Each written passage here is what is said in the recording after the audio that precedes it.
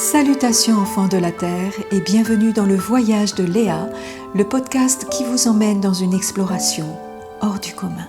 Une seule destination, ce que vous êtes au cœur de vos cellules.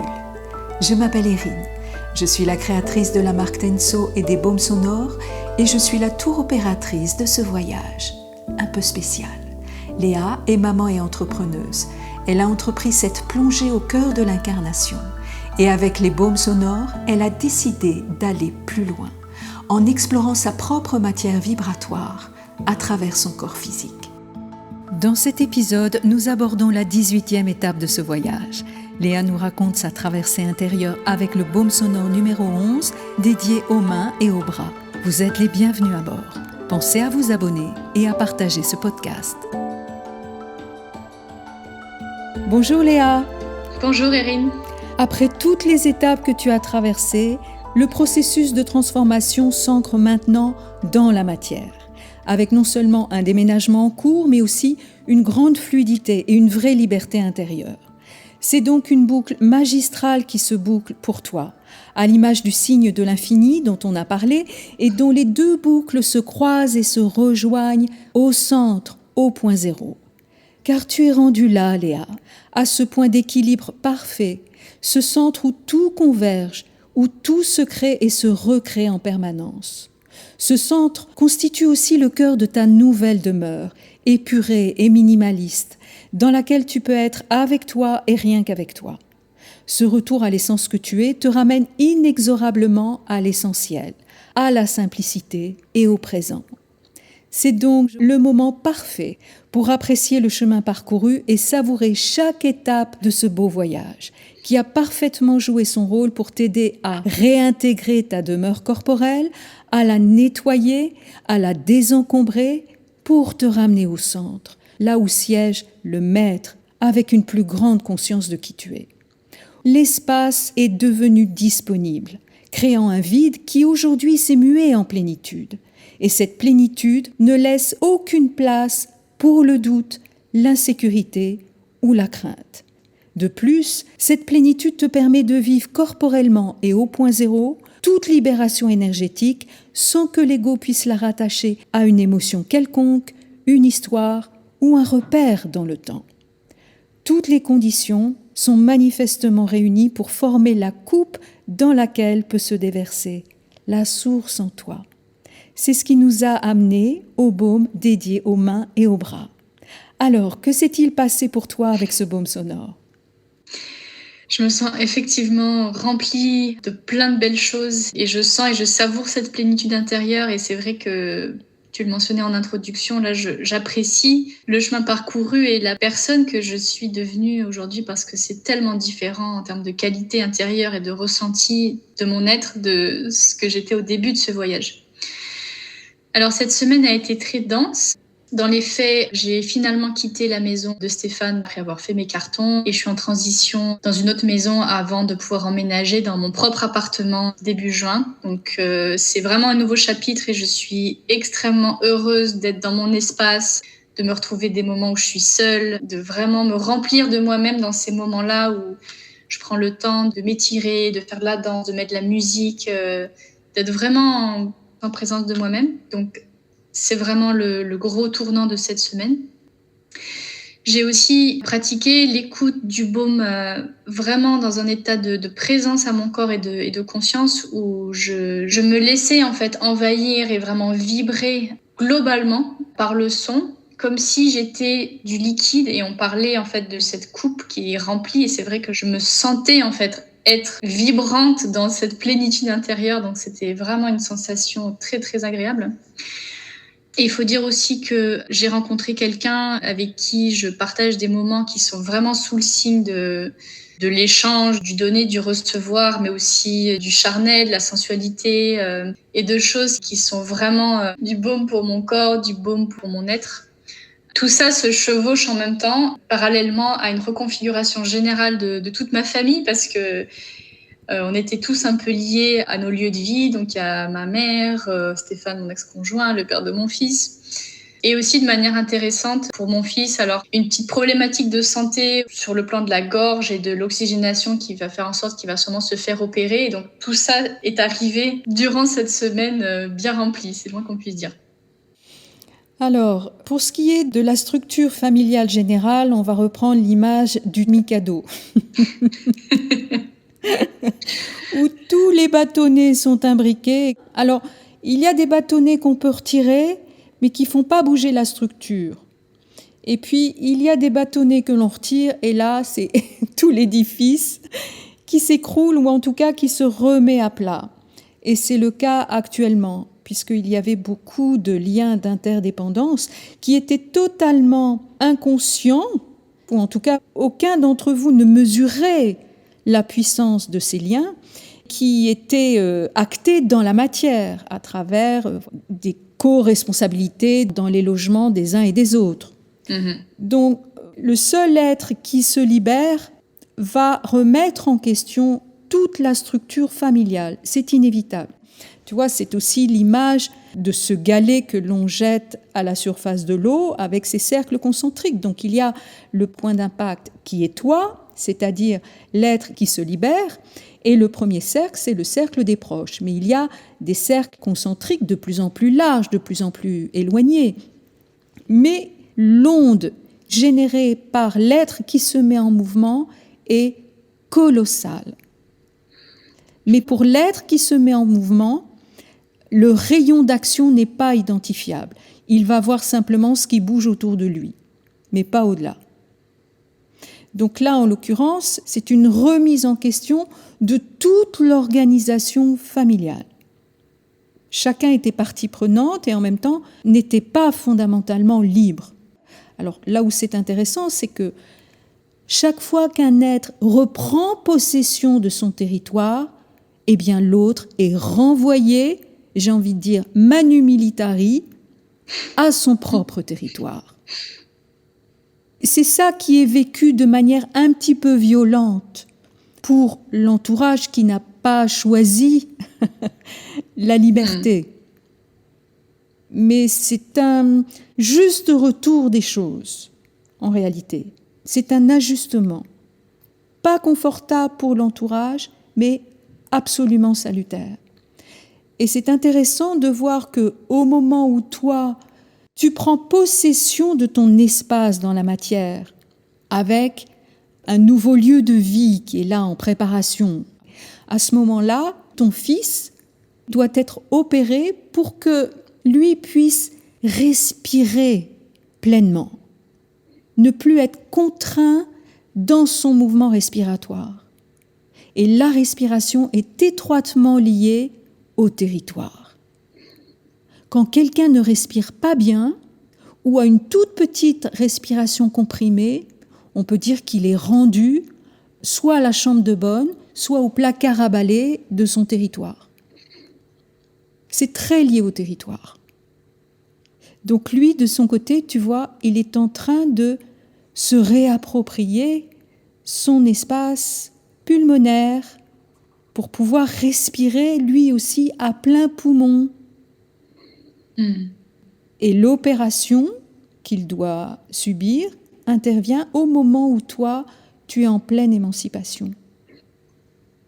Donc lui, il s'autonomise aussi à travers cette opération. Il doit trouver son propre air. Tu vois ce qui se joue ? C'est fascinant. Oui, ça peut paraître un petit peu vertigineux, mais les connexions sont très claires, tu vois. Ça peut prendre la forme, effectivement, d'un déménagement, mais aussi d'une opération chirurgicale. Le processus est créatif, c'est-à-dire que l'esprit utilise tout le matériel à sa disposition pour manipuler l'énergie à des fins d'évolution. Ça prend la forme que ça prend. Une opération, un déménagement, un changement de job, une séparation. On est toujours dans le monde de la forme. Alors, oui. Est-ce que tu as ressenti des choses particulières au niveau des mains et des bras ? Alors, j'ai fait quelques écoutes où j'étais vraiment les bras ouverts dans mon lit. J'ai pas senti de sensation vraiment localisée sur mes bras ou mes mains, mais j'avais ce besoin d'ouvrir en fait, d'ouvrir ma cage thoracique et d'être vraiment les bras en croix là. Mais après ça, c'était vraiment plus un bain vibratoire généralisé où tout était en train de bouger à l'intérieur. Vraiment comme si, tu sais, quand tu ouvres les bras et là tu prends tout ce qui arrive, tout rentrait. C'était une abondance vibratoire qui entrait et que je laissais entrer aussi dans un espace où peut-être avant j'avais des réserves, tu vois. Alors c'est intéressant parce que les mains et les bras, c'est un peu deux portes battantes. Quand tu ouvres les mains et les bras, tu ouvres la porte en grand. C'est l'ouverture totale. Tu as vécu une sorte de douche vibratoire parce qu'il y avait une ouverture totale. Il y a deux aspects dans le processus avec les baumes sonores. Je dis souvent que les baumes donnent tout. Le facteur limitant, c'est la capacité d'ouverture du récepteur. Mais si tu t'ouvres au maximum de tes possibilités à un temps T, tu vas recevoir à hauteur de l'ouverture. C'est pour ça que ça demande une certaine pratique, parce que les fermetures sont multiples et inconscientes. La résistance, les peurs, le contrôle mental, tout ça crée des fermetures. Donc, ça demande un certain temps et un certain nombre d'étapes avant d'être dans l'ouverture maximale et la parfaite disposition intérieure pour tout accueillir. Parce qu'en réalité, à chaque instant, tout est donné. Qu'est-ce qui fait que les gens ne vivent pas l'abondance? Si à chaque instant, tout est donné. Tout est accessible dans l'instant. Et là, on revient au territoire, on revient au centre, au maître dans sa demeure. C'est la qualité du receveur. De la même manière qu'on avait parlé du virus et du terrain immunitaire, le virus n'est rien, c'est le terrain qui est tout. Et là, on pourrait dire par analogie, c'est le receveur qui est tout. C'est ça, revenir au centre. Il t'appartient en tant que centre d'être dans l'ouverture maximale pour tout accueillir. Et tu vois que dans cette liberté nouvelle à laquelle tu goûtes, tu reçois énormément. Ça circule. Et pourquoi ça circule et pourquoi tu reçois? Parce que l'ouverture du receveur est totale. Il n'y a plus de filtre, beaucoup moins en tout cas. Donc c'est toujours intéressant de revenir au territoire et de voir à quel point celui-ci est poreux aux envahissements et ouvert à l'abondance. Tout part du territoire, du centre, de toi. Alors, on a dit que les mains et les bras étaient le prolongement du cœur physique, mais aussi du cœur vibral, avec un petit distinguo, c'est-à-dire que les mains sont beaucoup plus en lien avec le cœur à travers le pouls. On prend le pouls au niveau du poignet, c'est là qu'on va sentir la pulsation cardiaque. En revanche, les bras sont vraiment liés au mouvement respiratoire et à l'ouverture de la cage thoracique. Il y a une chose aussi qui est très intéressante au niveau des mains. Les mains sont les yeux de l'aveugle. À l'image de l'enfant qui découvre son environnement et qui a besoin de le toucher pour le connaître, les mains sont aussi des instruments de connaissance. La main qui touche est aussi celle qui voit, parce qu'elle permet de sentir et d'évaluer l'espace physique et aussi non physique. Si tu te lèves la nuit pour aller aux toilettes, tu n'allumes pas la lumière, tu utilises tes mains pour mesurer l'espace, pour voir dans le noir. Et puis sur un plan subtil, les mains et les bras sont des sortes de conducteurs par lesquels l'être va canaliser son énergie et la propulser dans le monde. C'est-à-dire une capacité à conduire et à mouler en quelque sorte l'énergie pour lui donner une forme, une direction et une puissance, comme dans les arts martiaux. Donc, dans tout ce que tu vis aujourd'hui, c'est tout ça qui se joue. C'est une nouvelle réalité que tu apprends à découvrir, à connaître à travers ses mains et ses bras qui donnent, qui reçoivent, qui te permettent de vivre des expériences sensuelles, sensorielles, et de mesurer un nouvel espace de ta demeure qui est de plus en plus ouvert. Est-ce que ça fait sens pour toi ? Non seulement ça fait sens, mais j'ai un gros moment d'épiphanie en ce moment avec la façon dont les choses sont dites et cette compréhension du filtre et que tout est là à être donné et qu'on est seulement notre propre filtre et qu'une fois que les filtres sont levés, tout peut rentrer. Je pense que je ne l'avais pas intégré et saisi autant qu'en ce moment dans cette conversation. Et ça change complètement la donne de comprendre ça. C'est un autre niveau de compréhension par rapport à l'idée de revenir en son centre. On a déjà dit que c'était une histoire entre toi et toi.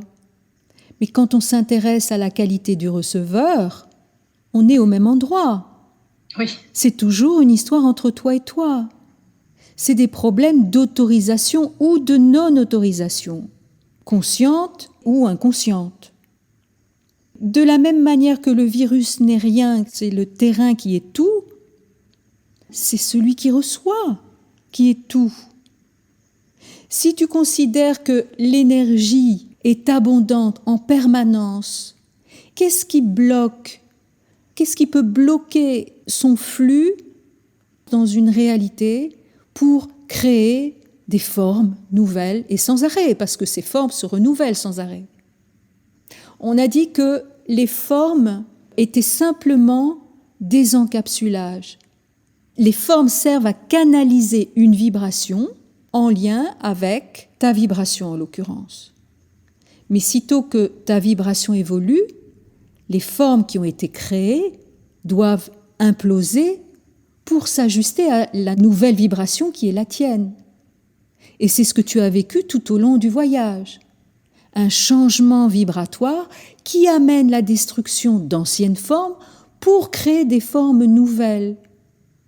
Mais si tu es rivé à ces formes, si tu ne t'autorises pas à faire éclater ces formes et à laisser l'énergie aller, venir pour créer des formes nouvelles, beaucoup plus ajustées, eh bien là, oui, on peut parler de blocage, de non-accès à l'abondance, d'inertie. Et ça peut se scléroser dans le corps, sous d'autres formes, des formes plus somatiques. C'est ça aussi le fait d'être totalement connecté à la fois à qui on est dans le présent. Mais on ne peut pas faire l'économie de l'un ou de l'autre. Connecté à soi, c'est pas suffisant. Et connecté au présent, c'est pas suffisant. Les deux vont ensemble. Et le présent se renouvelant constamment, la présence étant ce point fixe dans le présent, c'est-à-dire que ça part de toi, de ton centre, là, il y a du mouvement. Et tout se recrée en permanence. À partir de cet état d'être totalement connecté à soi, avec une disponibilité. Quand on parle de liberté intérieure, qu'est-ce que c'est si ce n'est une disponibilité totale à ce qui est dans l'instant? Mais une disponibilité qui est double, c'est-à-dire disponible à moi, dans l'écoute de mes besoins fondamentaux, mais disponible à ce qui est, là, dans l'instant, dans ma réalité. Les deux marchent main dans la main. Alors, est-ce que tu as observé des choses particulières au niveau des synchronicités, en plus de ce que tu viens d'évoquer ? J'ai l'impression que c'était juste un festival de synchronicité entre la belle semaine que j'ai passée en bonne compagnie, l'opération de mon fils, les dernières conversations avec Stéphane. C'est comme si c'était un florilège continu. Justement, il y avait une douche constante et continue de choses qui venaient régler, conclure, mettre fin à, démarrer. Tu vois, c'était vraiment un enchaînement assez virtuose de tout ça, en fait, dans un mouvement de vie, j'ai l'impression. C'est une symphonie vibratoire Oui. dans laquelle chacun est amené à jouer une partition, mais beaucoup plus ajustée par rapport à son propre instrument. Toi, tu t'es harmonisé par rapport à ton propre instrument, par rapport à ta note fondamentale, qui est ton essence. Bien, il revient à chacun de revenir à son propre instrument et de jouer sa partition de la manière la plus juste et la plus harmonieuse pour lui-même, uniquement pour lui-même. C'est en étant ajusté à soi-même que la symphonie peut être harmonieuse. Il n'y a pas à s'accorder avec l'autre. Ça marche jamais, ça. Il y a à s'accorder avec soi. Un instrument qui est accordé va jouer juste dans le grand orchestre de l'univers. Sauf que quand on se préoccupe de jouer en accord avec l'autre, on commence à perdre son propre diapason. On n'est plus dans l'écoute de son propre diapason. On cherche à s'ajuster par rapport à l'autre. Non, il n'y a pas à s'ajuster par rapport à l'autre. Il y a à s'harmoniser avec soi. Parce que cette vibration de l'essence est tellement vibrante et intelligente qu'elle coexiste avec les autres essences, en bonne intelligence, en bonne harmonie. Et c'est ce qui fait aussi, j'éprouve vraiment le besoin de le dire, que je ne me sens pas du tout coupable. Ces dernières semaines, il y a plusieurs personnes de mon entourage qui m'ont mis face à des commentaires comme quoi ma séparation affecte tout le monde, impacte tout le monde, change la donne pour tout le monde, que les gens s'étaient un peu calés sur mes propres décisions, tout ça. Et j'entends, tu vois, c'est sûr qu'il y a ce jeu de Mikado dont on a parlé, mais je ne ressens aucune culpabilité ou aucune responsabilité pour le choix des autres. Et je trouve ça plutôt chouette, en fait, de pas me sentir, tu vois, happée dans un autre programme qui pourrait... Enfin, on n'est plus rendu là, mais je veux dire, non, c'est pas ça. C'est là où tu peux mesurer l'authenticité de la liberté intérieure qui est la tienne aujourd'hui. Si tu te sentais coupable, tu serais pas libre. C'est ça, exactement. Or, tu ne te sens pas coupable, donc la liberté intérieure est bel et bien là. Ça ramène chacun à son territoire. C'est-à-dire que ces liens n'ont pas été vus comme étant des démissions. Chaque fois qu'un être fait un choix pour l'autre, quitte à l'accuser après, eh bien, il ne voit pas qu'en réalité, il démissionne de son propre territoire.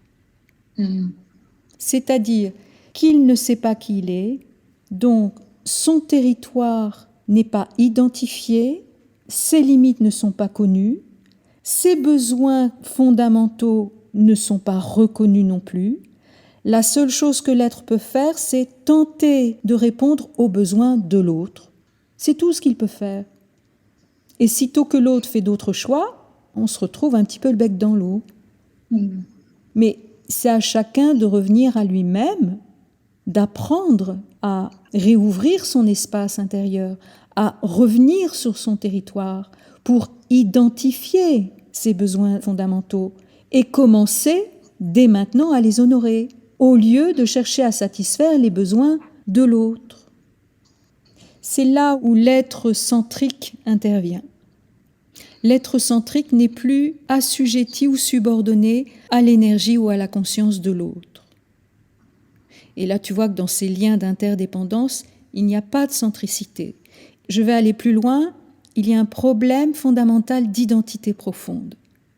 Parce qu'un être qui est dans son identité ne vit pas l'abandon, ne vit pas le rejet, ne vit pas la destruction. L'être qui est dans son identité, il ne bouge pas. Ça n'affecte pas son état intérieur, parce que le maître est dans sa demeure et qu'il est souverain, envers et contre tout, quelles que soient les circonstances extérieures. Donc pour les êtres qui sont affectés par ce que tu vis, c'est ça qui se joue. Oui. Ça nous amène à parler du baume suivant. Tu vois, on s'est parlé un petit peu avant et on a parlé d'un sujet central, c'est le foyer. Le foyer, c'est à la fois toute cette organisation matérielle, affective, énergétique qui gérait le foyer familial, qui est en train de se reparamétrer là. C'est à la fois le lieu dans lequel tu vis et tu es en train de recréer ton propre foyer. Et les personnes qui t'entourent sont ramenées à le leur. Mais le foyer, c'est aussi le centre. Quand on parle d'un foyer de révolte ou un foyer infectieux, c'est le point d'origine, le centre d'où tout part. Le foyer, c'est aussi le cœur de la demeure, où il y a un feu autour duquel on se rassemble. C'est le cœur vibrant de la demeure. C'est ça le foyer. Et pour moi, ce foyer, qui est vraiment au centre de ton expérience actuellement, c'est en lien avec le baume foi. Alors, c'est vrai qu'en français, le baume foi est à rapprocher des mots foi et foi, mais aussi foyer. Mais ce foi symbolise vraiment l'âtre d'où se répand le feu sacré. On a parlé de la coupe. Là, on va parler du foyer. Le foyer en tant que centre rayonnant qui nourrit la vie physique, émotionnelle et mentale de l'être. Ce qui est intéressant, c'est que le foie filtre et purifie le sang. Il est en lien avec la sphère sanguine et donc il joue un rôle dans l'absorption et la transmutation de la mémoire contenue dans le sang, dont on a dit précédemment que c'était le support qui assurait la continuité de la mémoire, non seulement de l'âme, mais aussi de l'héritage transgénérationnel. Et là, ce qui se joue, c'est les liens familiaux avec ce nouveau foyer qui est en cours de recréation. Le nouveau foyer vers lequel tu tends, celui que tu quittes, mais aussi tout le cercle familial qui se reparamètre. Il faut préciser qu'en médecine chinoise, le foie est appelé le général des armées. C'est un grand pourvoyeur d'énergie et il représente le grand planificateur, le stratège, celui qui donne la direction. Alors, parlant du général des armées, si on joue un peu sur la métaphore, en faiblesse, c'est un général qui manque de courage, qui bat en retraite, et en excès, bien, ce général des armées est tout simplement un dictateur qui impose sa vision des choses.